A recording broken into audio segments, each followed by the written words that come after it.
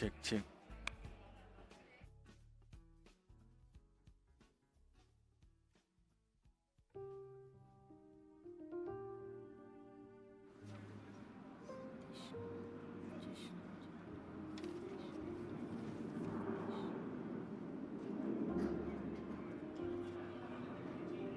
Aditya, no, she's I don't know, she's telling only 2 people को देना है. हम लोग एक फाइन और बाकी लोगों को हम लोग नहीं देंगे. तो वो दोनों को कौन देगा? 1-1. I will say आप लोग दोनों दे दीजिएगा अपने आप से. Satish.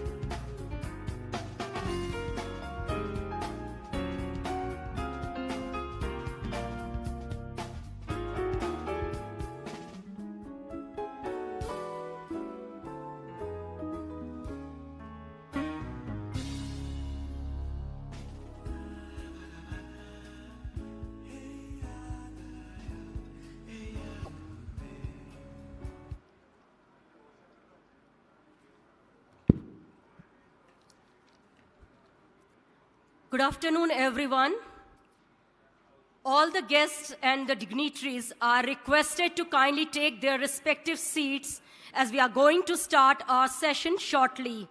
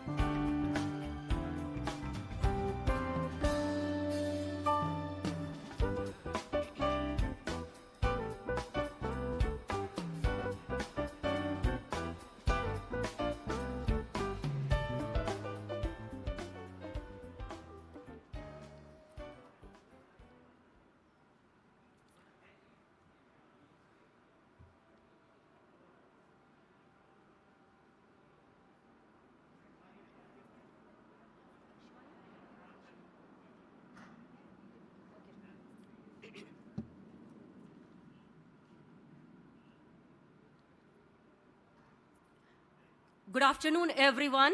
Once again, all the guests and dignitaries are requested to kindly take their respective seats as we are starting our session now. All of you are requested to kindly keep your mobile phones in switch off or silent mode. We also request you all to maintain social distance.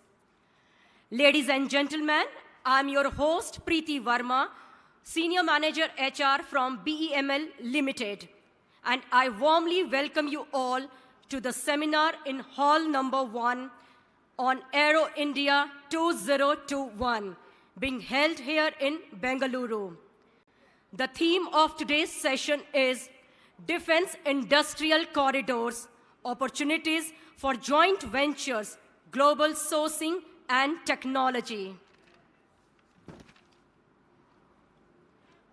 We are honored this afternoon by the gracious presence of a galaxy of speakers from distinguished areas. I take this opportunity to invite the speakers on dais, please. Mr. Jayant D. Patil, President, SIDM, and Whole-Time Director and Senior Executive Vice President, Defense and Smart Technologies, L&T. Mr. William Blair, Vice President and Chief Executive, Lockheed Martin, India. Mr. Udayant Malhotra, Chairman and CEO, Dynamatics Technologies. Mr. Deepak NG, Managing Director, Dassault Systems. Mr. Laurel Alder, Head of Customer Services, Airbus. Mr. Akshay Billar, President, Honeywell, India.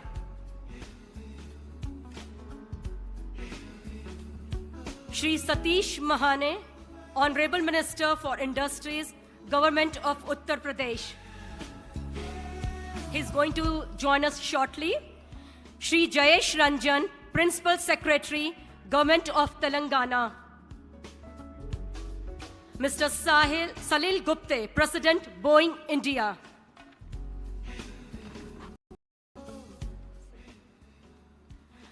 Mr. Salil will join us shortly.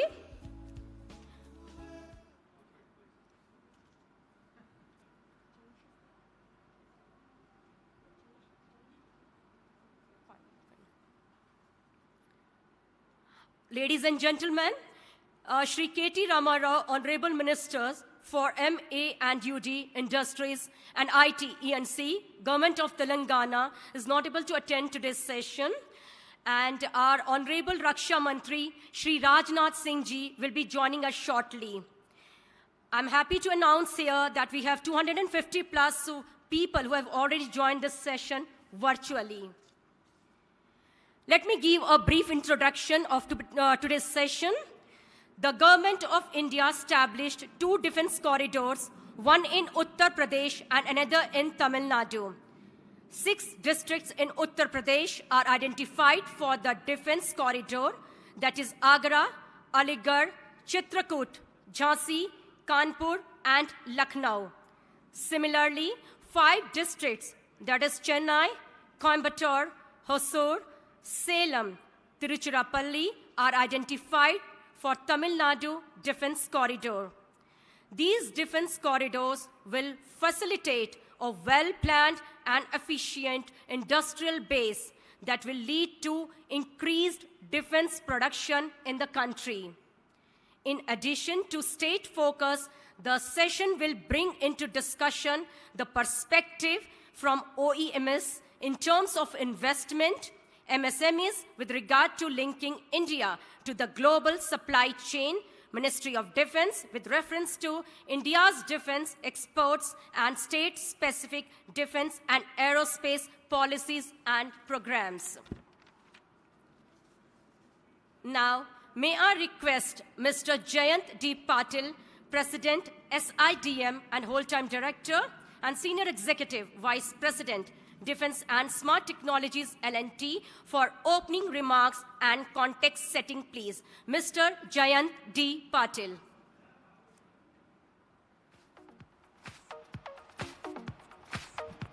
Thank you. Thank you, Preeti.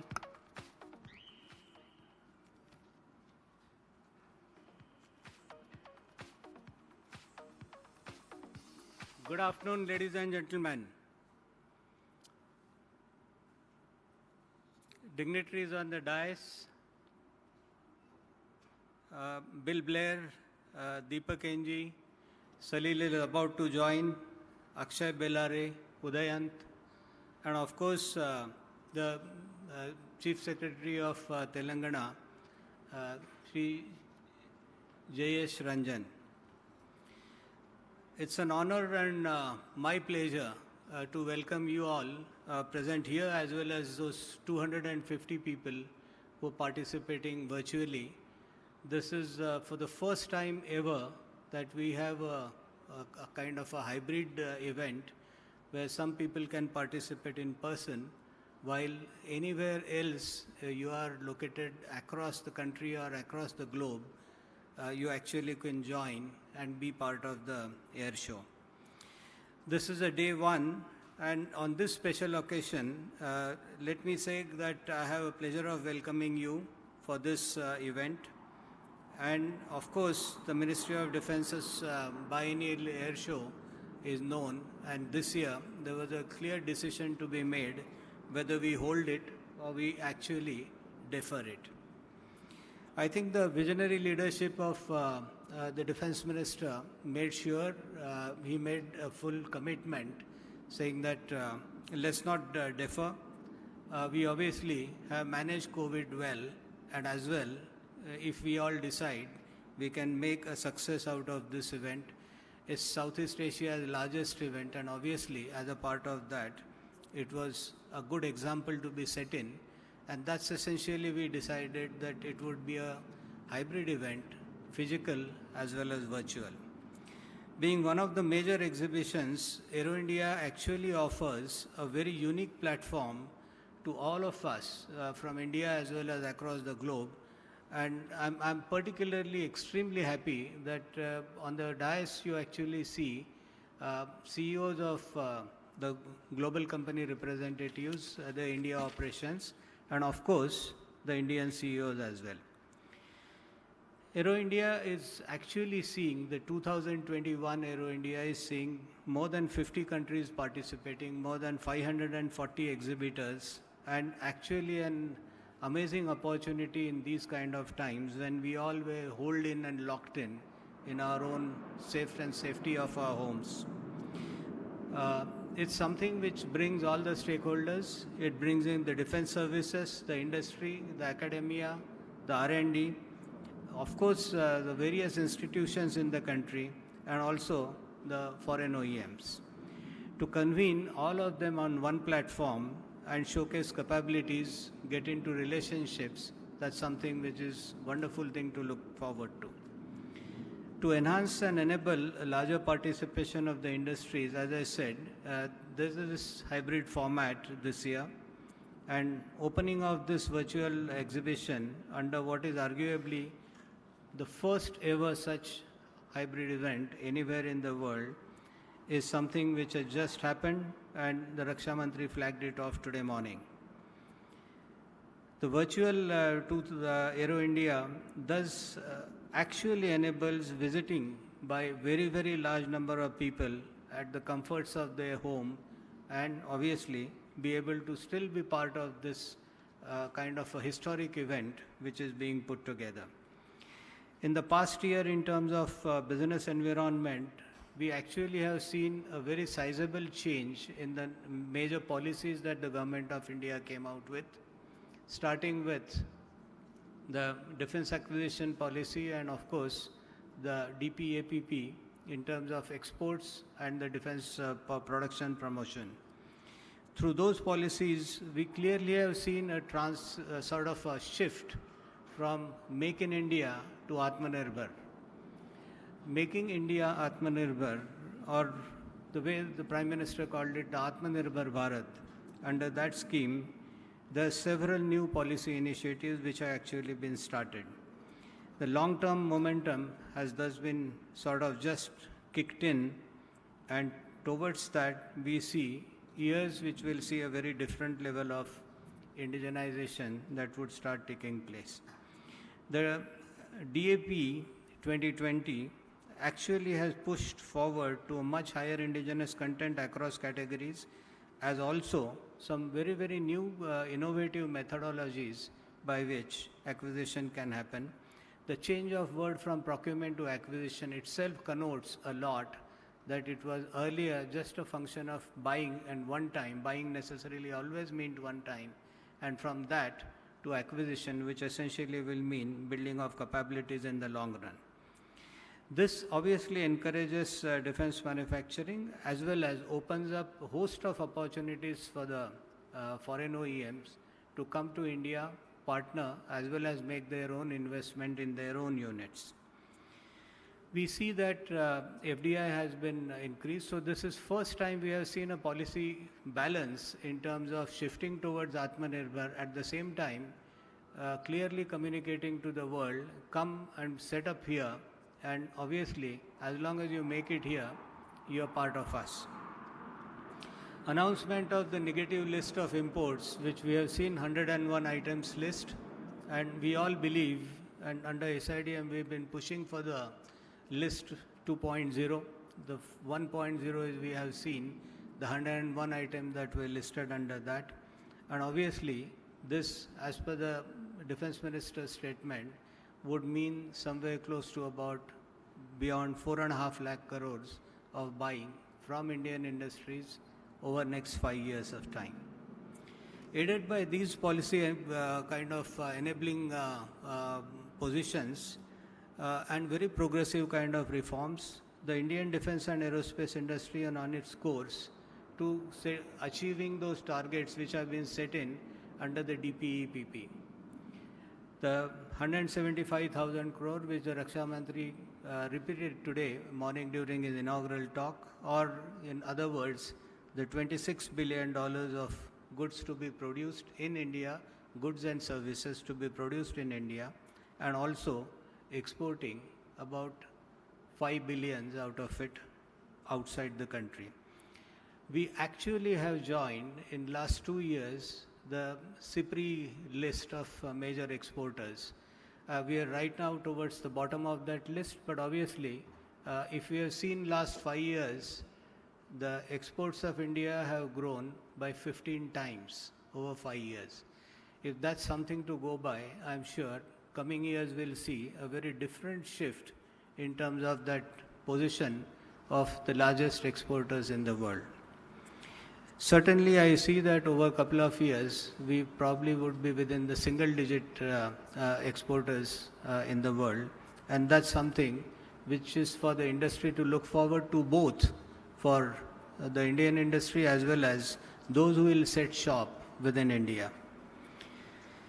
For truly catalyzing our journey towards Atmanirbhar, the development of defense corridors, both in UP as well as in Tamil Nadu, are going to be a major contribution makers in times to come.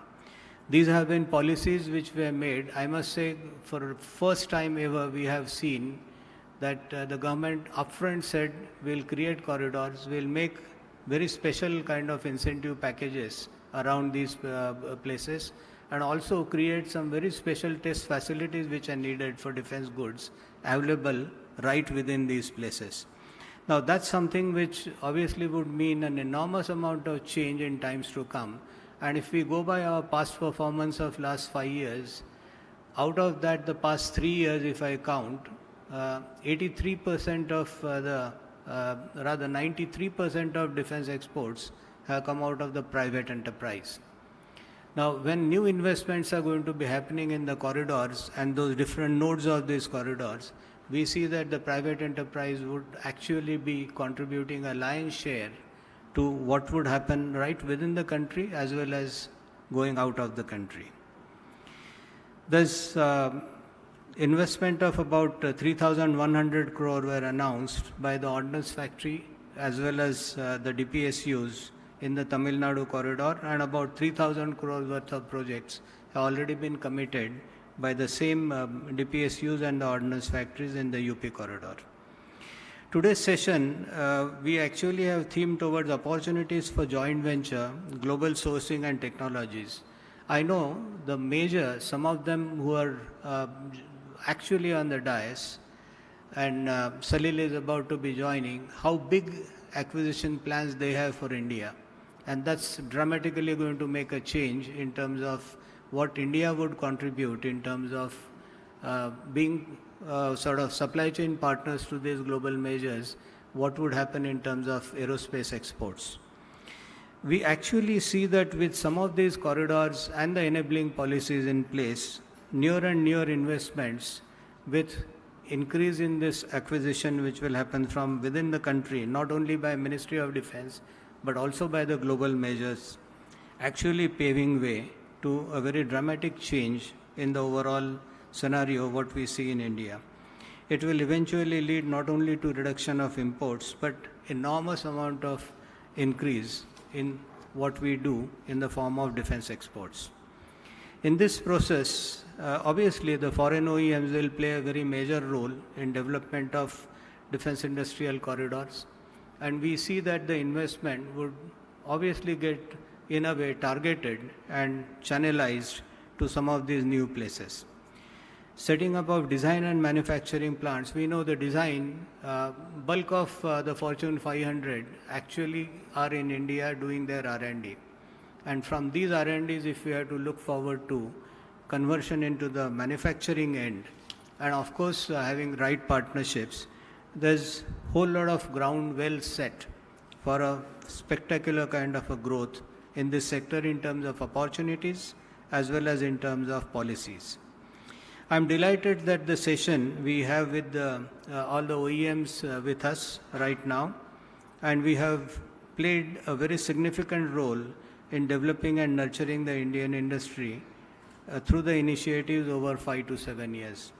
CII and SIDM have been one of those organizations which precisely have played this role for 25 years. We just celebrated the 25 years of Ministry of Defense and Industry dialogue that was just done last month. The actual date of completion of 25 years was 13th of September 2020, and we thought September was not a great time because COVID was raging, and we decided to delay it by 3 or 4 months and finally had the event in January. The first event in this country which essentially happened as a part of this dialogue was being called the Army Industry Partnership AIP 95, September 13th. And that paved way, before the industry was opened up for private sector, obviously thereafter have seen what has happened in this country. So we see that having crossed enormous amount of ground or having already moved along, we now see all policies in favor for a spectacular kind of a performance in terms of times to come. The Buy Global Manufacture in India under the DAP 2020, we believe will be yet another game changer in that direction, and that's essentially where I see the corridors mattering a lot.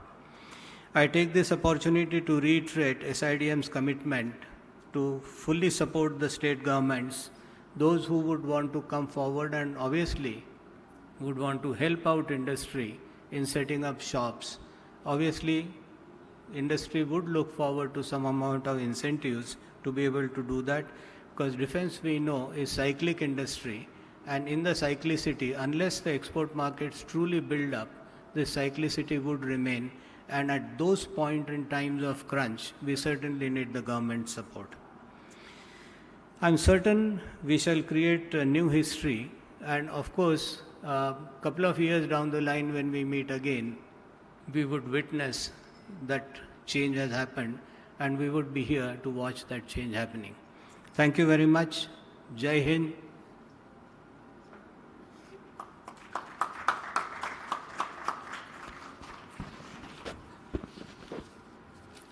Thank you, sir. Ladies and gentlemen, our next topic of the session is investments into aerospace in the states, opportunities and challenges.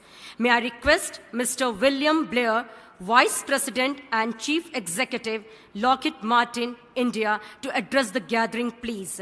Mr. William Blair.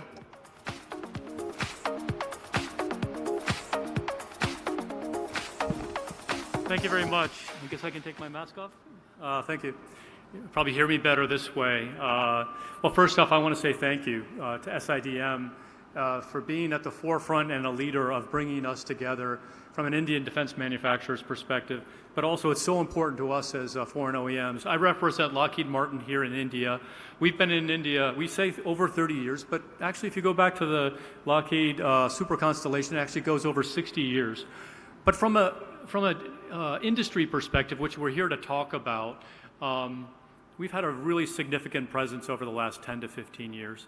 And I'd just like to share some information, some data that I think that brings that to life.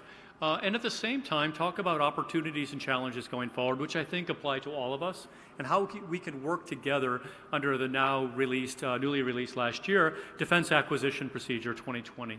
I think it represents tremendous opportunities. Now, for context, this is not my first Aero India. I was here in 2007. If those of you that were here, it was a remarkable year for Aero India.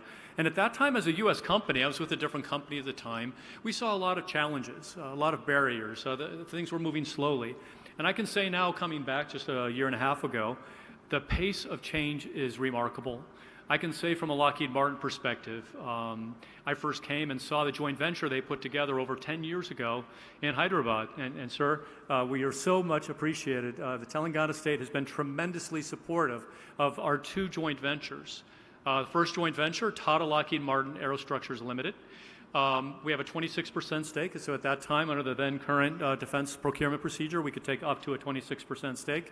Been remarkable. Every C-130J that is delivered has a tail empennage, if you will, produced in that factory. And Karen Dambala is here and is now the Chief Operating Officer there. Incredibly efficient. And I want to say thank you, too. Through COVID, you know, we had weathered a very challenging lockdown for all the right reasons. But how we managed through that and still were able to meet our deliveries is a testament to working together from a public and private perspective and engaging with the Telangana state government. So again, thank you, sir. And why is that important? Because that instills confidence in companies like Lockheed Martin that we can meet our commitments. We will deliver, even when we're facing challenges. And I'll couple that with affordability and even higher quality and reliability. It's not just a joint venture, though. What's, I think, often missed, and it's nice to see people in person, because I've been on so many webinars with you all. You know, it's great to finally connect indirectly. And so you've probably heard me say it's not just a partnership with a very large Indian company, Tata Advanced Systems Limited. It's the over 500 suppliers that tie into that whole defense and aerospace ecosystem, most of them MSMEs. Now, if I take it down to what's the pure, you know, aerospace and defense, okay, so maybe it's 300, but it's the MSMEs that are at the heart, I think, of how we can deliver and integrate systems and capabilities. And now this has been going on for over 10 years. We were hoping to celebrate our 10-year anniversary, and COVID came in and it kind of disrupted our plans. Our other joint venture is with Tata Sikorsky Aerospace Limited. It's produced over 154 cabins for the S-92 helicopter. So I'll talk about why does that matter. So we produced over 130, I think 136 C-130J empennages. We started producing them before we even had a requirement for C-130s in India. There are now 12 in service, multi-mission aircraft with the Indian Air Force, but we started building empennages and center wing boxes in advance of requirement. Why? Because we saw an opportunity, not an obligation. And that truly was a very welcomed opportunity.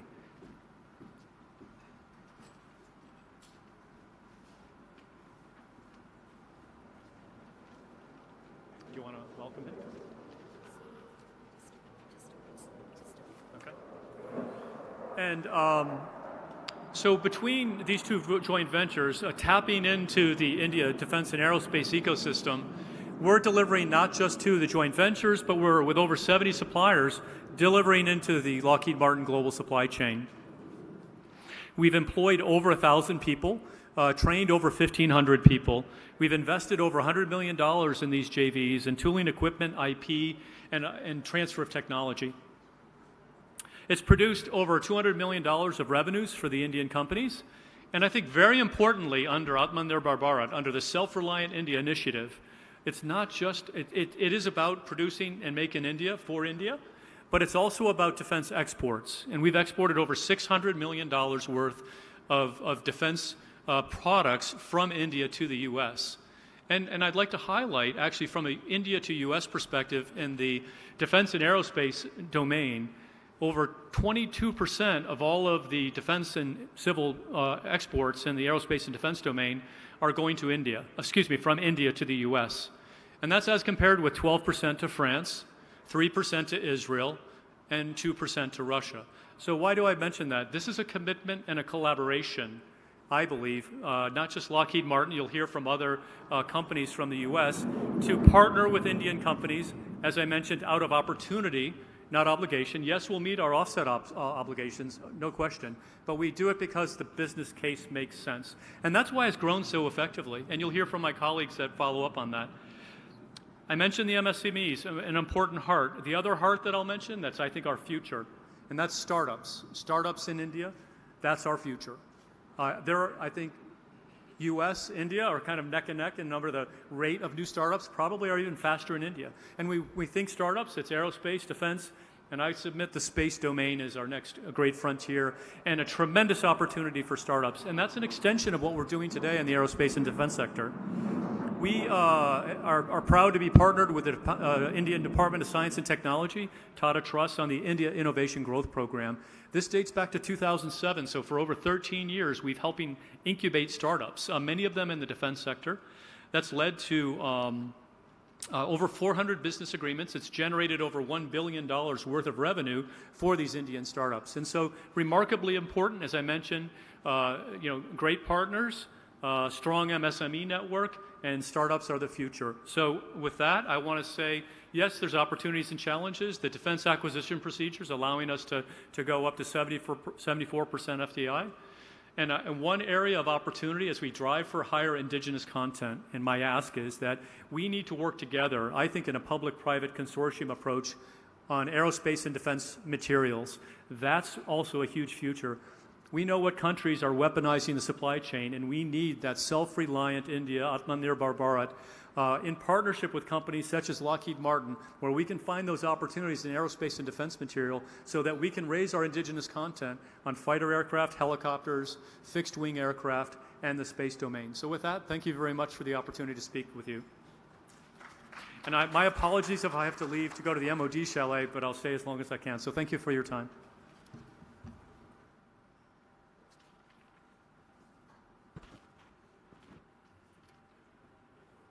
Thank you, sir.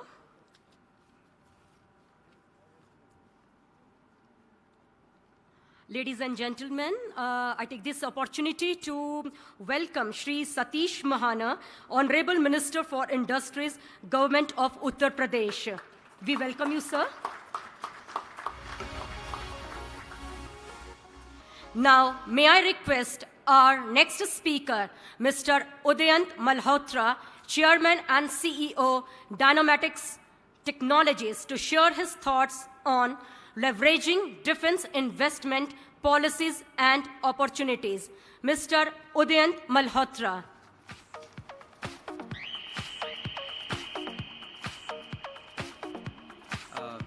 Respected Satish Mahana ji, respected dignitaries on the dais, all our guests in person and online, good afternoon to you, and welcome to Aero India 2021. So, for India, aerospace and defense has been a nascent industry in the private sector and with global partnerships, but the last 10 years have been quite incredible. To begin with, the demography of India, it's a $1.5 billion country with, a very large population that is young and aspirational, and we are growing at an incredible pace of roughly 7%. So this is the largest free population in the world in terms of actual growth. And the beauty of this is that you're a nation of law and constitution. What is also interesting is that we're about 3,000 kilometers long and 3,000 kilometers wide. So this is not a country where a lot of people are going to take trains or cars to travel. They're going to fly. And that gives us an incredible opportunity for aviation growth. If you look at India, the only other country in the world that compares in size in terms of population is China. China has 4,000 plus aircraft, commercial aircraft flying. India right now has less than 600. So this is probably the best market for global commercial jetliners over the next 20 years. And therefore, it's a great opportunity for global companies. If you look at the defense side, our neighborhood presents certain challenges. We have Pakistan on one side, we have China on one side, we have the Indian Ocean below us, the Indo-Pacific strategic region.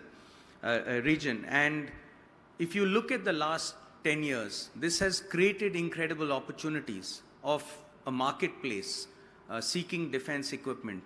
Over the last decade, India has bought C-130Js, we've bought Chinooks, we've bought Apaches, we've bought P-8 Poseidons, and these in turn have created great opportunities for our global partners and also for Indian industry.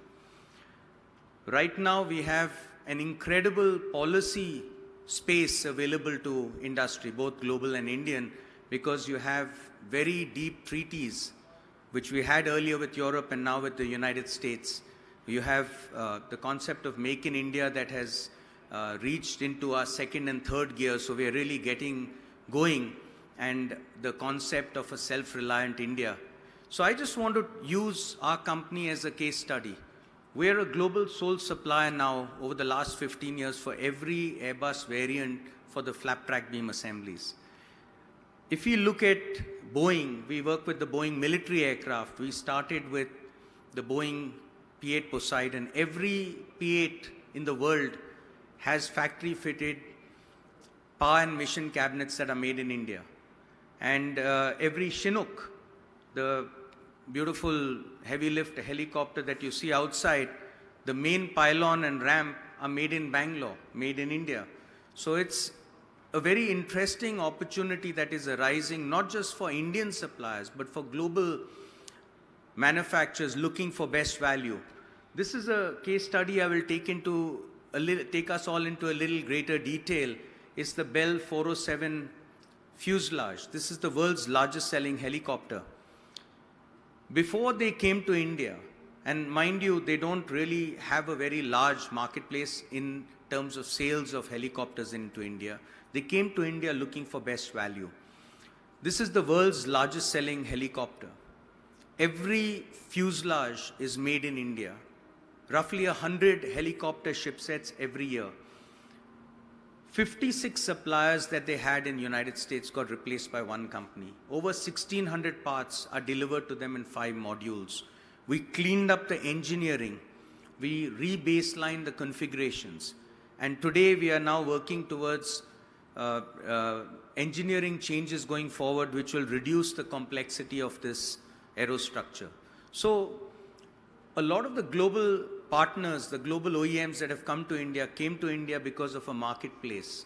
But the real opportunity is that India is not just an emerging market, it's a real emerging economy with great technology, great human capability. And these are the opportunities that our partners are taking advantage of, and companies like ours are taking advantage of to grow the market. Looking at the industrial corridors that the government has proposed in the north and in the south, it allows opportunity to expand and to deepen a supply chain. So we started out in Bangalore. We developed suppliers around us. A lot of the technologies, core technologies were developed within us. Then we developed an ecosystem around us. Then we developed across southern India. And now, of course, we've got global suppliers that feed us, and then we feed as a super tier 1 to all our customers, all the products just in line. I'd just like to say this to all our global partners. You all have been here, coming to India. There have been lots of successes, milestones on the way, and the journey is a long one. But every step that we take together is just taking us further and closer to that destination that we all mutually are seeking. Thank you very much.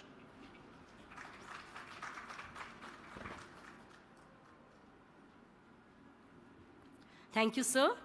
May I request our next speaker, Mr. Deepak NG, Managing Director, Dassault Systems, to address the gathering on role of integrated systems in IT in defense manufacturing.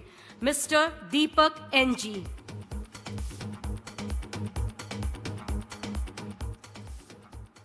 Good afternoon, everyone. Good afternoon, honorable dignitaries on the dais, members from the group, people watching us from online. So good afternoon to everyone. Just a quick check. Presentation. Thank you. So I'll take a minute to start with who we are. You all know Dassault Systems. Dassault Systems is being kind of working with multiple establishments, whether it is corporate, government, or startups. So we've been associated with them as a technology partner to support what they do physically by building that in virtual world to test and validate before it comes out. So it all started with how we can actually contribute in the sense that not only with respect to building a product or supporting to build a product, but how we can contribute to the environment as well. That's when the part of virtual world comes in, where we test, we prove, and then get into a physical world where the less prototype will lead into less carbon footprint. So for that, we have been associated with multiple industries, and our association with aerospace and defense started way back in 1980s. And in the similar year in India also, we were fortunate to participate with some of the Indian programs where the initial stage of how a technology can be leveraged for designing an aircraft and aircraft components were discussed. Now with that, in the today's context of defense corridor, when we had to kind of look back and see how and what we need to contribute and how we can work. So just if you put across, we have 4 key major areas or major players who are going to contribute with this. OEMs, definitely we know how OEM is being kind of, it's not only with respect to India I'm talking about, both global as well as India.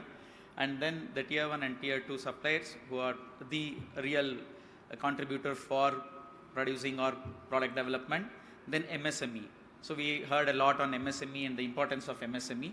Then of course the startups. So all of them are part of the ecosystem. Now thanks to Government of India, the initiation of the defense corridors, which is going to start in Uttar Pradesh and which is already in Uttar Pradesh and then in Tamil Nadu, it's going to really help and give an opportunity for the ecosystem how they can actually leverage. So they will leverage to kind of contribute what they want to. Now when I say in OEM, majority of the organizations today have established the design, and they are design in the sense established in terms of implementing and then deploying the technology to support their design. In manufacturing, of course, they have done, and they're also looking for a continuous improvement because, as you know, the technology improvement is ongoing. It's never a one-time investment or a one-time implementation. So how they are actually trying to enhance right from where they are and then where they want to be. And not to say that the tier 1, tier 2 companies are actually leveraging, and we just heard about Dynamic, how they kind of worked on the technology and how they started in India and then went towards global, right? So they adopted the technology to make sure they contribute and then reach to the market where they can actually with ease cater to. Now MSME today, majority of them are focusing on the manufacturing, right? Manufacturing, yes. So they also are looking for a technology. Now when I say integrated technology, a platform or a collaboration tool as an ecosystem we need to provide so that they talk to each other, they collaborate each other, and then they come out with products what we wanted to kind of, whether it is an aircraft, a civilian aircraft, or a military aircraft, or helicopters, or even space technologies. Now startups are going to play a major role. The innovation is something which is very key, and they are coming out and emerging out as a very interesting players so that directly they can contribute to some of the system. Now for what? For what we need to do all this? And thanks to Government of India under the leadership of Prime Minister and Raksha Mantri, so it's very clear that where we have to go and where we need to be. If you see that the targets has been set, which is nothing but a very good guidelines for organizations, whether it is OEM, whether it is public sector or a private sector, to see how they can visualize and then prepare themselves. So in that context, all the four key players are going to have an important role to achieve the target of what has been kind of expressed for 2025, whether contributing for the domestic need or for the international need, where there is a clear good vision on the export as well. In the export as well. Now, the key element of this is infrastructure, cost effective and know-how. I just want to kind of take a second on explaining. The infrastructure is not only the physical or the plant or the line which we know, which is very key and important, but also the technology, the infrastructure, the technology, what they are going to use and how they are continuously doing it. For example, a virtual plant to see how an aircraft is assembled, or a virtual plant to see how workers are moving around, so that the right stations are positioned at a right place for the betterment of or better product development. Now, when we do that, cost is going to play a major role. The reason, because when we are embarking on a journey to double the targets or double the expectation, you'll have multiple players, and obviously there are going to be competitors. So in those situations, the cost is going to play a major role. How do you kind of control the cost and come out with a quality product? That's equally important. And when I say know-how is that as India, we heard from many years we have been associated with for the domestic market, as well as thanks to multinational companies who had come here and then leveraging MSMEs and organizations for their products. So we have a lot of good knowledge on how those knowledge can be leveraged to make sure that we produce a quality product. Why I'm saying quality? Because our aim is not only to serve domestic market, right? So to support international market too. So to do that, you need to have a good workforce. And as a country in India, we are fortunate to have a good pool of talent. Now, it's highly important in an integrated environment where we are focusing on the industries, irrespective of their segments and sectors within aerospace, how we can actually associate with academia and institutions where the skill or the workforce, the skills for the workforce is also equally important. Now, combination of this will definitely help country and the organizations which are actually trying, or rather putting a clear roadmap to achieve the goals. Now, what are we going to get out of this is very simple. So if we achieve with clear plan, having a right technology, having a right infrastructure in place, taking care of the cost, what it can actually help us to go to international market, and also making sure that we have right quality to design and develop, this will definitely help us to increase our supply chain in India, and also the design and manufacturing strength will increase. The capability of we not only kind of assembling or manufacturing, but also the designing will also come into real play. With this, we can definitely say it's not only for make in India, of course the domestic market, but also we can cater to make for the world. This is something which gives a clear clarity on how we have to align ourselves. In this context, the topic of how all the defense corridors are going to kind of play a major role, because some of them have actually already have a technology. Some of them are actually embarking on putting up a technology in place, integrated technology. Some of them are looking for the technology. Now, thanks to government of Uttar Pradesh, so they are coming up with a defense corridor, right, where we can have a hub where they can participate and leverage the technology, not only what they can get what is available in the market, but also what a big organization like Airbus, Boeing, Lockheed are using. So with that, I'm confident that with the pace at which we are going, with all the pandemic situation leaving behind, we are embarking on a journey, and this is the first step in 2021, thanks to Aero India, which is both physical as well as virtual, and it is going to set a clear pace for 2021. And I'm confident with the help of government and all of us together can contribute for this defense corridor, and also to support the ecosystem in aerospace industry. Thank you.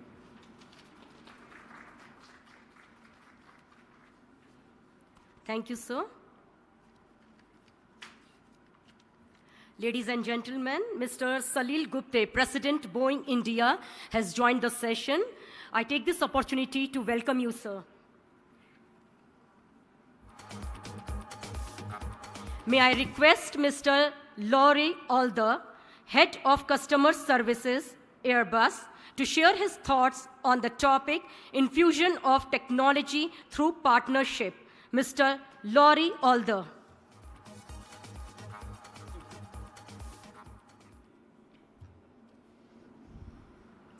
Shri Satish Mahane, Honourable Minister for Industries, Government of Uttar Pradesh.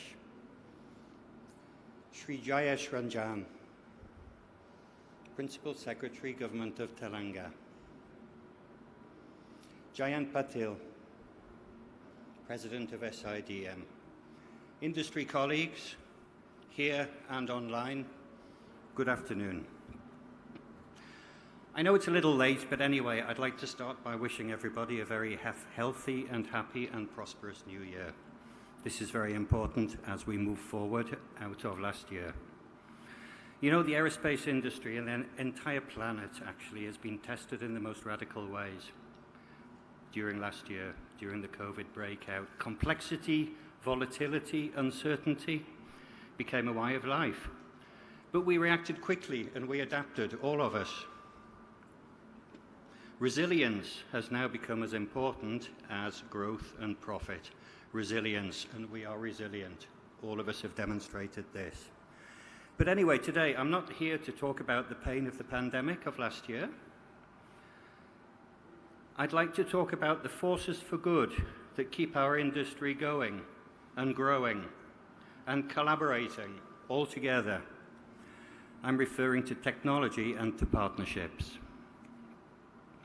You know, Airbus's partnership with India goes back more than half a century, since the days when we first collaborated with HAL for producing of the Chetak and the Cheetah helicopters. Half a century, more than 50 years.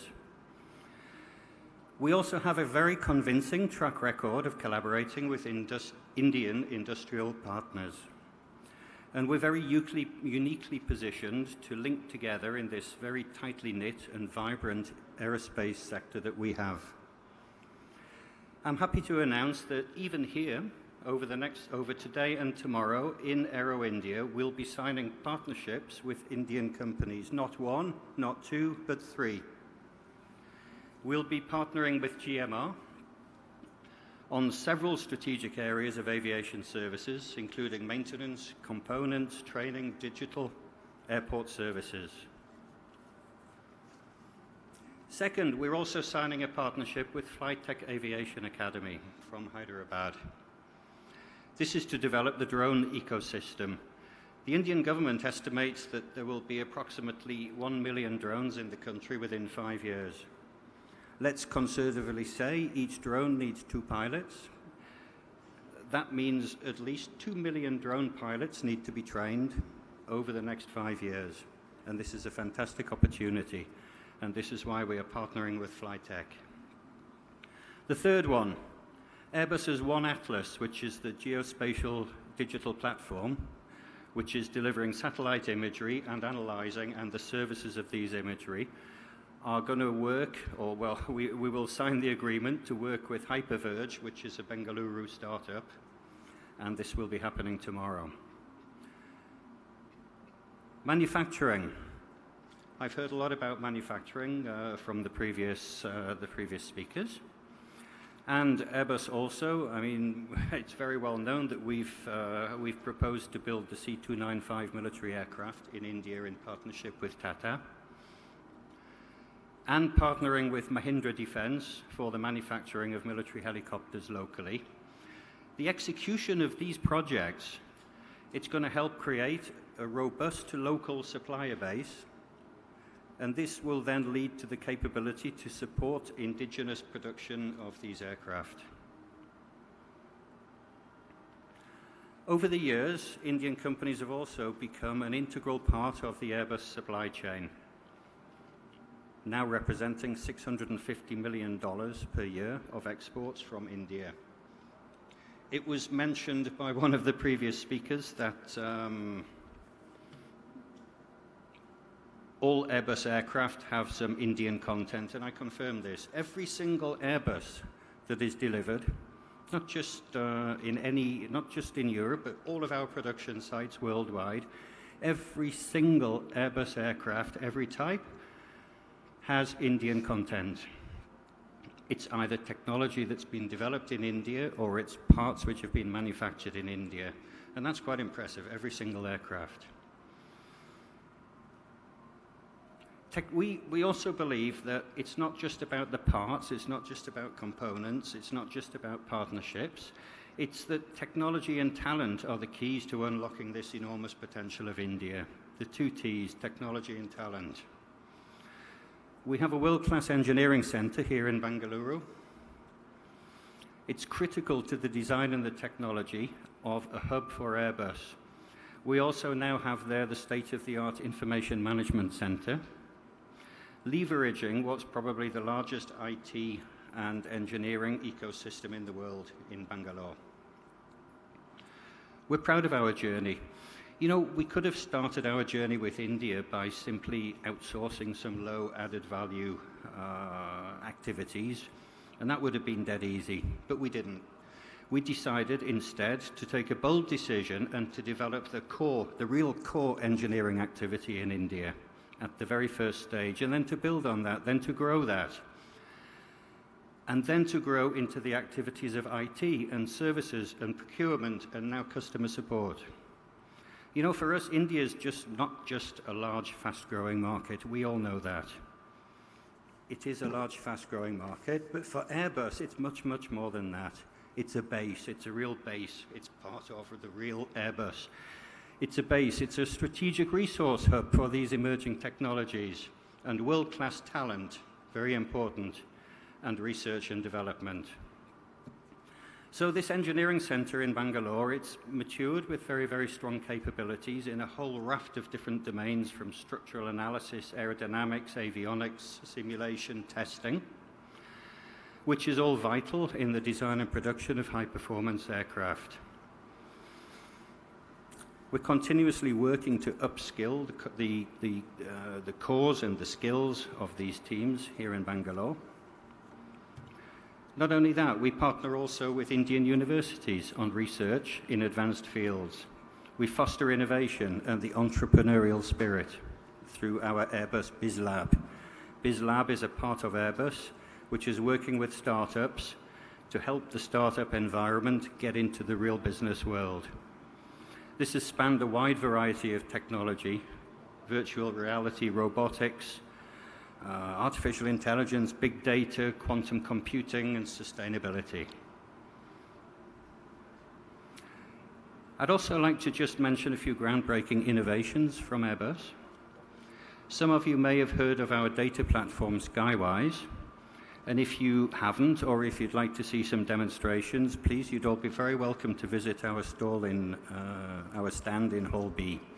We have a demonstration of Skywise.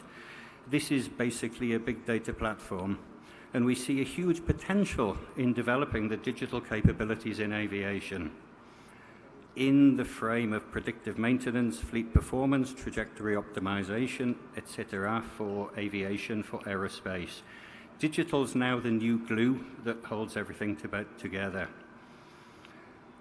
Airbus was the leader and the innovator in fly-by-wire technology, and now Airbus is the leader and the innovator in the fly-by-data revolution, which is starting now. We move from fly-by-wire to fly-by-data.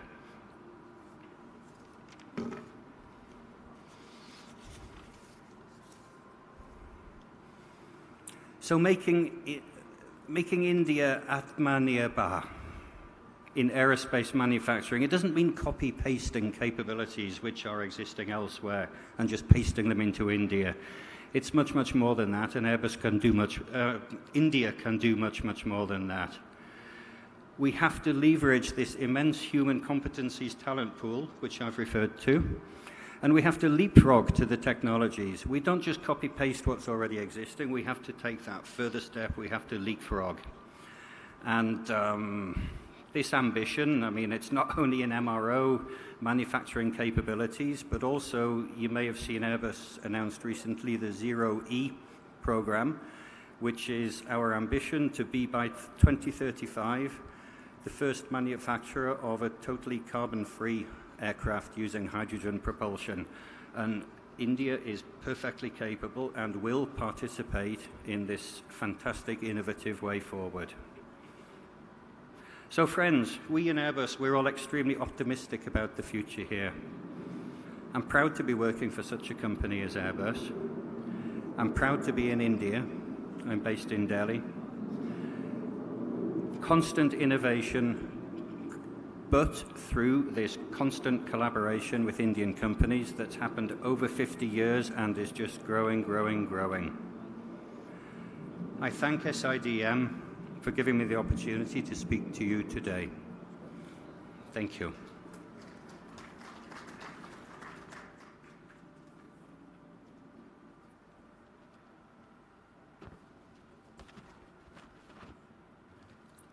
Thank you, sir.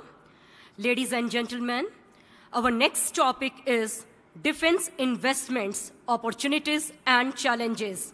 May I request Mr. Akshay Billar, President Honeywell India, to address the gathering, please. Mr. Akshay Billar.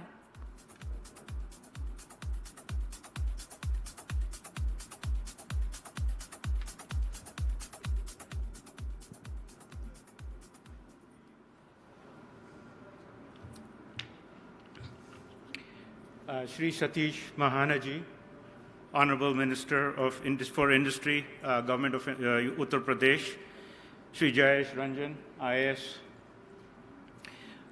Principal Secretary for Industry and Commerce, Government of Telangana,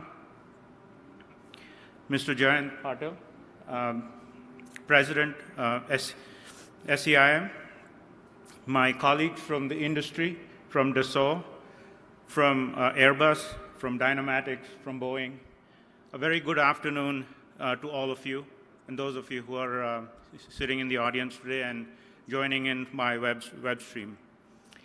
It is an honor and privilege to represent Honeywell, a Fortune 100 technology company with solutions that include aerospace and defense products and services, control technologies for buildings and process industry, and performance materials globally.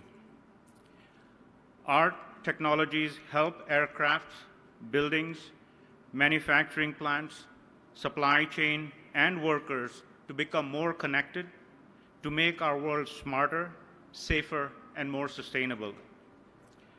All Honeywell global businesses have a strong legacy in India, built over the last 80 years.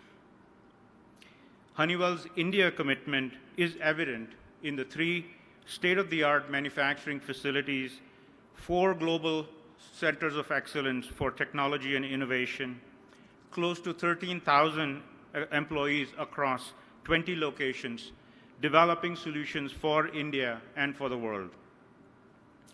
Honeywell is a nose-to-tail OEM for aerospace systems, ranging from cockpit avionics, engines, sensors, to wheels and brakes.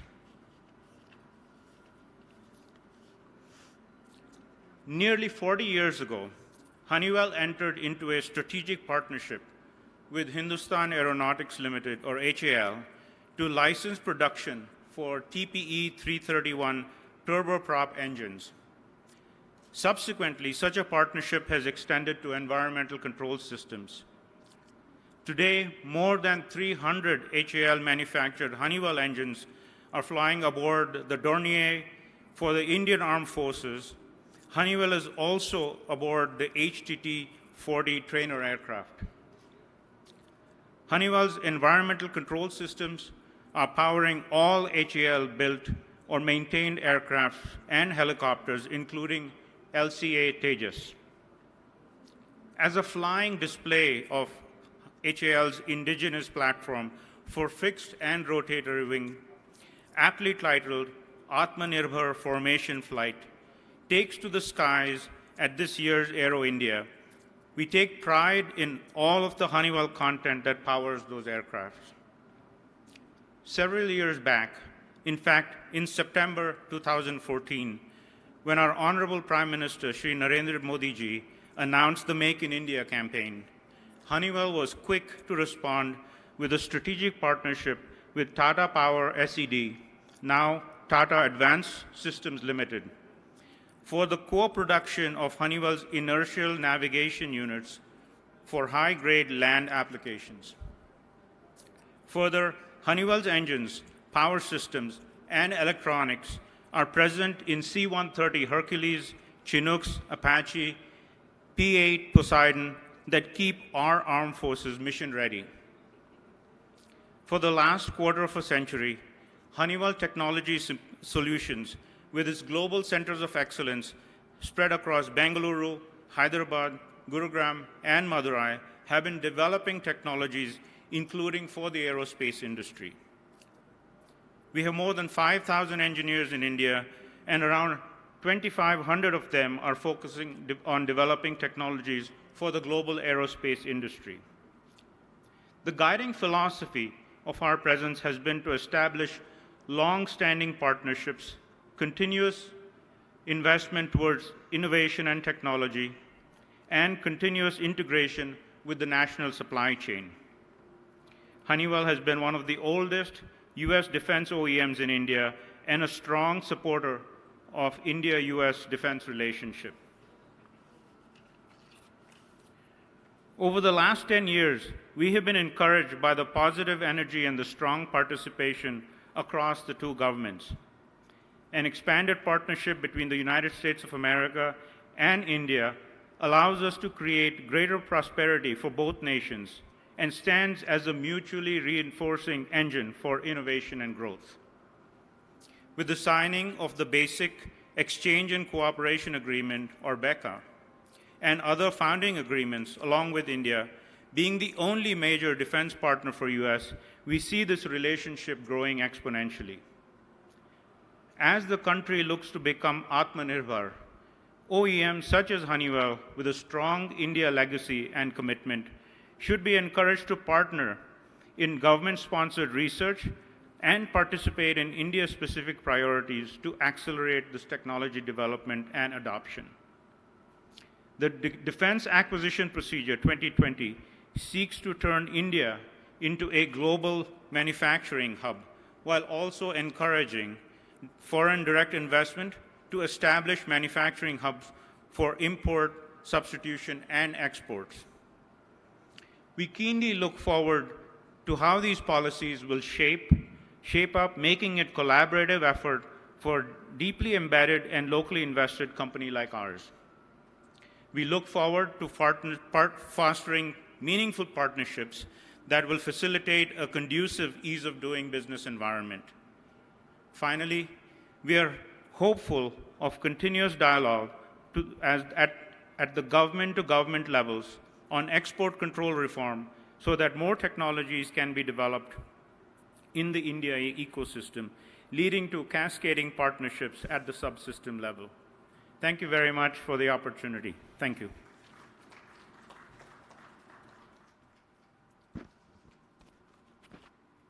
Thank you, sir.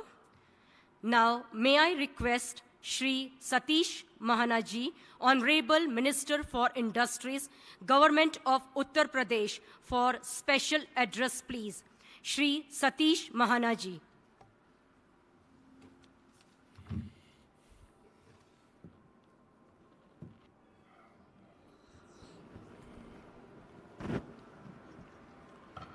Honorable members on the dais, ladies and gentlemen, I have been informed that more than 300 participants, they are joining virtually also on this, for this seminar. I extend my overwhelming gratitude from Uttar Pradesh, the land of infinite opportunities, as we know.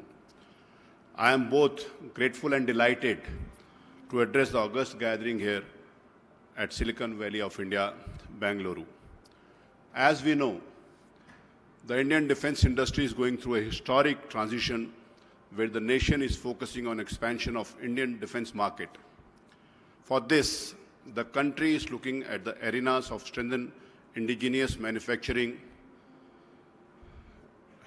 indigenous manufacturing in India. Manufacturing following vision of Honorable Prime Minister to promote Make in India for defense towards strengthening Atmanirbhar Bharat. Uttar Pradesh, the land of infinite opportunities, is India's third largest economy, contributing nearly 8% of the national GDP, with largest consumer base over 230 million people. The state is blessed with the abundance of skilled and semi-skilled manpower. Not only this, with a strong manufacturing base in India, UP is amongst the 5 manufacturing states in India. UP is the highest number of MSMEs, organized and unorganized, in India. The vast ancillary manufacturing base in Uttar Pradesh establishes its gateway to attain self-reliance in defense manufacturing in the country. In order to promote Indianization, the Union government has already taken strong measures to liberalize defense manufacturing and import substitution in India, and has announced 2 defense industrial corridors in Uttar Pradesh and Tamil Nadu, with the aim to boost defense manufacturing capabilities. As we can recall, during Uttar Pradesh Investor Summit on 21st and 22nd of February 2018, Honorable Prime Minister announced 2 defense industrial corridors, one in UP and another in Tamil Nadu. In Uttar Pradesh, we had 6 nodes for defense manufacturing industries, 6 nodes. Now, the government of Uttar Pradesh has announced that only not those 6 nodes, whether it is in Aligarh, Agra, Kanpur, Chitrakoot, Jhansi, Lucknow, and Kanpur. Beyond these nodes also, UP government has announced the whole districts, all these 6 districts have been announced as defense industrial corridor, and all the related incentives regarding the defense industry will be eligible for these incentives, whether they are within that corridor area or beyond that also. The industrial corridor is planned over 5,000 hectares of land, out of which 3,800 hectares of land has been identified, and total 1,400 hectares of the land has been acquired. Jhansi, as I told you, Jhansi, Chitrakoot and Aligarh, the defense node at Aligarh has already been sold out, allotted to the companies, and with this, we are in process to acquiring additional land for the other interested investors. I would like to mention here that more than 15 companies, they have signed MOU in Aligarh node, and they are just to start their work also, they're establishing their industries there in Aligarh node. This created an ecosystem within that Aligarh node, and more people, they are coming to set up industries related to defense industries in Aligarh now. Uttar Pradesh had honor of hosting Defense Expo 2020 last year at Lucknow. The event, which to best of my knowledge has been one of the best defense expos in the country till date, provided Uttar Pradesh has a grand platform to project its strength as an emerging defense manufacturing destination. The state-linked investment incentives worth rupees 50,000 crores. Moreover, a total of 20 MOUs were signed at the Bandhan event during Defense Expo. And despite COVID-19 pandemic, 24 more MOUs have been subsequently been signed, taking the total to 44 MOUs. Fortunately, Kanpur, where I come from, which is one of the 6 defense corridor nodes in the states and manufacturing powerhouse of the country, hosts prominent defense PSUs such as Small Arms Factory, Field Gun Factory, HL, Transport Divisions, 3 Ordnance Factories, etc. In addition, various other HL units, Ordnance Factories, etc. are located at Lucknow, Kotwa, Tundla, Ghaziabad, and Saharanpur. Further, we are taking up rapid land acquisition, and state has initiated series of land and ease of doing business reforms. Uttar Pradesh bagged 2nd position, a jump of 12 positions in the last 3 years. The state implemented record 186 reforms spread across multiple areas, such as land acquisition, labor regulations, inspection regulations, land allotment, property registrations, environment clearances, paying taxes, and many others. One of the major reforms done by the state government was implementation of one of the India's largest digital single window portals, Nivesh Mitra, providing around 166 online services to the entrepreneurs. In order to promote investors and support R&D in defense industries, we have come out with an attractive incentive package under UP Defense and Aerospace Unit and employment promotion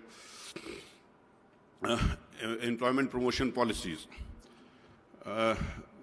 Though the policy-specific incentives are provided for investing in UP Defense Industrial Corridor, such as 25% of the land subsidy, capital subsidy at the rate of 10% up to rupees 10 crores, 100% stamp duty exemptions, and transportation subsidy on transportation of imported plants and machinery from logistic parks, transport hubs, and transportation of finished products from the plant premises to the port. Also, the policy provides 25% grant for setting up common facility centers in defense corridor. Within 75% grant has been provided by Government of India. Besides sector-specific incentives such as technology transfer to anchor projects, skill development initiatives, pertain registration incentives, and more importantly, state government has committed infrastructure facilities like 132 kVA level power system, provision of water supply, road connectivity, and land demarcation by pillars to investors setting up units within the defense industrial corridor nodes.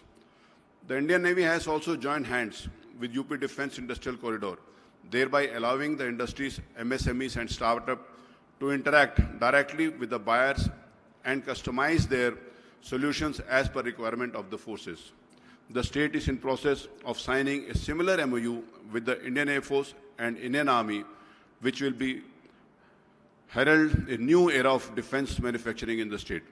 This will facilitate more enterprises to venture in defense manufacturing ecosystem. We have established Center of Excellence at IIT, BHU, and IIT Kanpur, and moving towards establishing first of its kind CFC in the nation at Lucknow that will work closely with MSMEs and startups, providing much needed synergy between the industry, academia, and the user.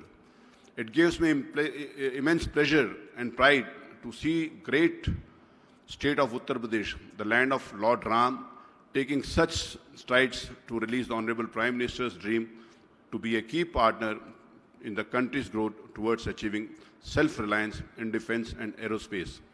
I would like to mention here, because most of us, we know that Uttar Pradesh has many advantages.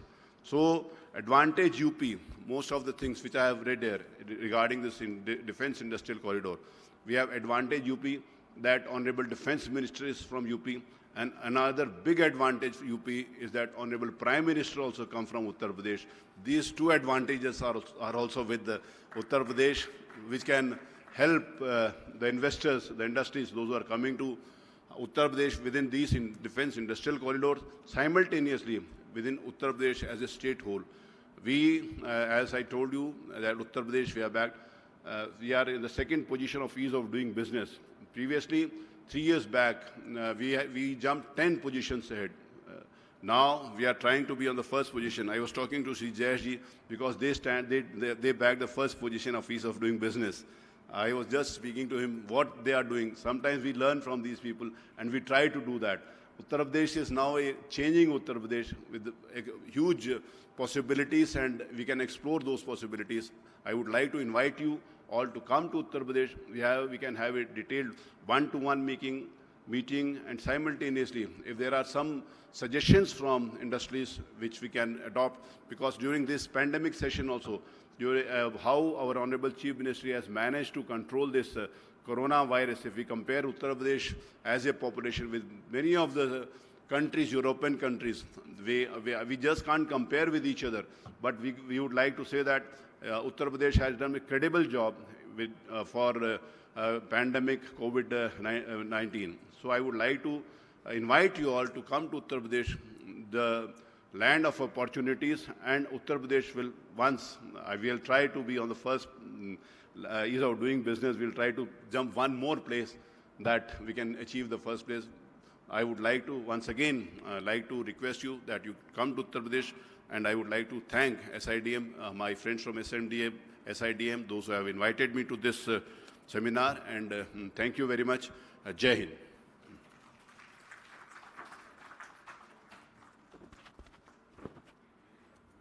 Thank you, sir. I now request Mr. Jayesh Ranjan, Principal Secretary, Government of Telangana, for special address, please. Mr. Jayesh Ranjan.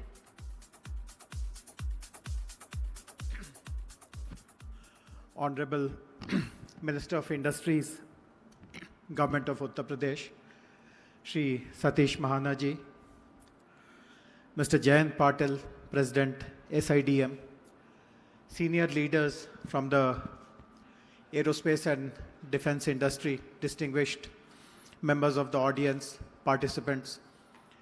I would like to first of all convey my regrets on behalf of our Minister for Industries and Information Technology, Mr. K.T. Ramarao.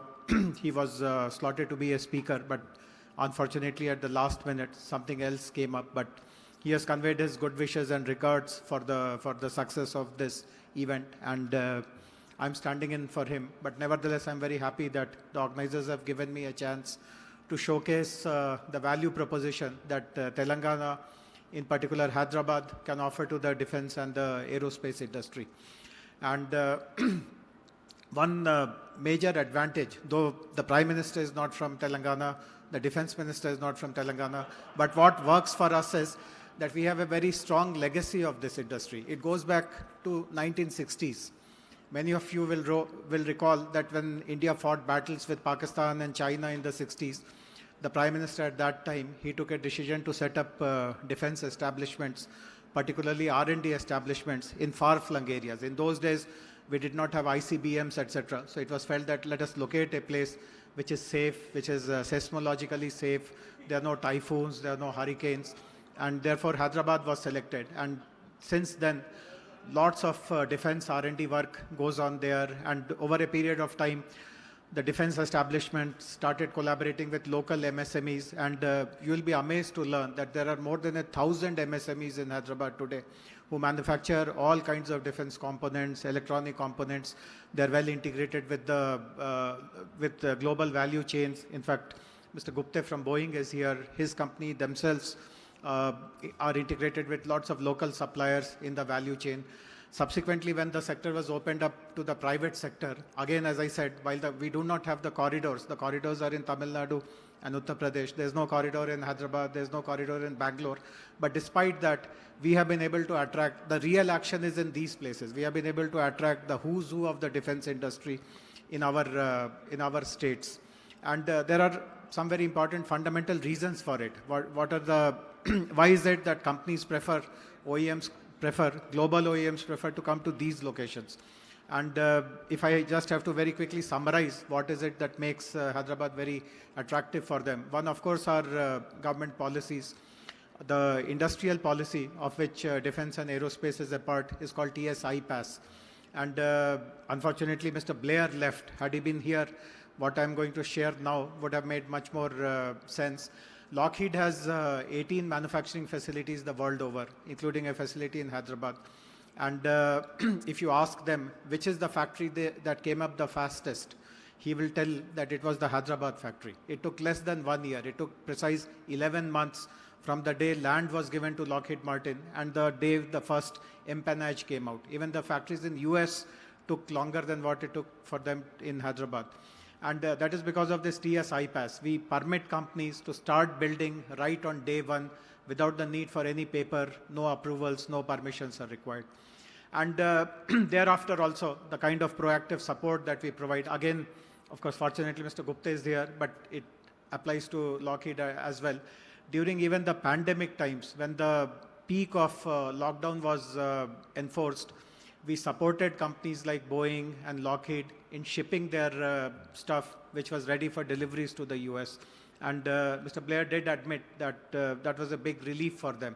They had to maintain supplies to their other factories in the US, and whatever was produced in Hyderabad, we were able to defy lockdown and curfew and all kinds of restrictions and get it shipped from the nearest port. So a very proactive government, supportive government, absolutely no obstacles in terms of rules, regulations, etc. We trust our investors. Plus, very good pool of manpower. In fact, as I said, because the industry is 5 decades old, huge pool of talent has come up, and that also makes Hyderabad a very attractive destination. Because since we are sitting in Bangalore, I do not want to run down Bangalore, but the fact is that the talent in Hyderabad is much more affordable, and the attrition rates are also much, much lower. In fact, on multiple rankings, the aerospace ecosystem of Hyderabad has been found to be the most cost affordable. Also, the incentive package which Honorable Minister mentioned, we also, every state in the country offers good incentives, attractive incentives, but we have a flexibility in Telangana that if a OEM is getting a particular package in a particular state, we have the flexibility to either meet it or beat it. So if someone tells us that UP is giving this, or Tamil Nadu is giving this, we'll just close our eyes and say yes to it. There's no bargaining, no negotiation, and many companies have actually used that window to prefer Hyderabad and Telangana over other competing states. So in this process, in the last decade or so, Hyderabad has become a very important destination for aerostructures, for engines. In fact, lots of people who are present in this audience, who are listening to us online, they have footprints in Hyderabad. We have also become very important R&D players. Mr. Bellare is here. Honeywell is one of the premier R&D players in Hyderabad. Collins Aerospace is another, and there are so many others as well. We have also become very important location for material. Many people do not speak about it, but for the aerospace and defense industry, material, composites, these are very, very important. In fact, even for the defense PSUs also, we have Midhani, which is the premier institution which creates all the bonds and alloys, etc., which are used for manufacturing purposes. In fact, we have a dedicated composite park which has 60 players, most of them MSMEs, which prepare the material which is used by the aerospace industry. The government is very conscious of its responsibility to ensure that more and more skilled manpower is made available to the industry, and therefore we have forged partnerships with some of the leading global universities, including the Cranfield University from the UK, Embry-Riddle from Florida, and Aerospace Aquitaine from Bordeaux in France, and so on and so forth. So all these institutions, along with the umbrella organization in Hyderabad, which is called TASK, the Telangana Academy for Skills and Knowledge, we run multiple skilling programs so that there is a constant supply of highly talented manpower. In fact, some companies have come to Hyderabad just because the government gives them this guarantee that the kind of skills they require will be provided at our cost right from day one to them. So they do not have to spend effort and money in training and reorienting, etc., etc. The best example is a French company. I'm sorry, this is the US IBC platform, but I'm giving French examples. But that is the right example to share. This is a company called Safran, which has set up 2 projects in Telangana, in Hyderabad, just because the government took the responsibility of making skilled people available. So all in all, the point which I'm trying to make is that while there are other competing states, there are corridors, but the appeal to the industry is that do your own due diligence, and if you feel that the best value proposition is in state X or state Y, then just go there. I mean, corridors are great, but action is happening elsewhere, is what I would like to share with you. Thank you very much for giving me this opportunity.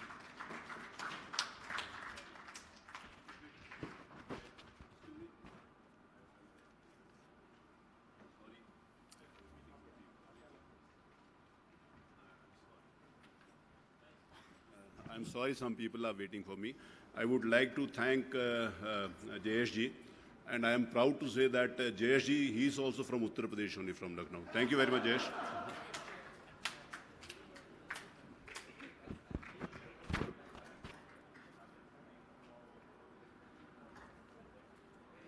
Thank you, sir. Now, may I request Mr. Salil Gupte, President, Boeing India, for summing up the session and to propose vote of thanks, please. Mr. Salil Gupte. Hello, and thank you so much. And as part of my vote of thanks, I'm going to thank all of you for putting up with my tardiness. Honorable Raksha Mantri was stopping by our exhibit, so I was a few minutes late to this, and I thank you for that. You know how it goes. I'll keep this very short because, I know the Honorable Minister had to leave already. Thanks to the Honorable Minister for his comments, and I'll get to those in a moment, to Mr. Jayesh Ranjan, who's been such a valued partner for the Boeing company, to Mr. Jayant Patel, and to all of my colleagues from industry who, yes, at occasional times we are competitors, at occasional times we are partners, but we are all engaged in this mission of Atmanirbhar Bharat together, to work together to ensure that the aviation ecosystem in India is fulsome, is capable, and is able to generate the skills and the products to take India deep, deep, deep into the 21st century of technology. We learned today from some of our industry partners about the developments and the progress they're making in skilling and technology and capabilities that they are developing here. We learned about what it takes to build in the corridors and how that requires working with MSMEs and finding ways to develop skills in places where those skills did not exist before, partnering with universities and schools and ensuring that you're able to upskill the local populations to be able to deliver the level of quality that your operations require. And then, of course, from the Minister Satish Mahana, we learned about all that is occurring in the different corridors, the vast amounts of MSMEs that are there, the various reforms that are enabling business, and how many of the aerospace suppliers are developing capabilities there. And then finally, what can I say about my good partner, Mr. Ranjan, in Hyderabad, in Telangana? What a partnership we have had there. The enablement of all of us through the most difficult times. And I will just say this, a desire to get to yes, to never say no, to always find a way to ensure that industry can succeed in that state. I thank you for all of that. Thank you for joining us today.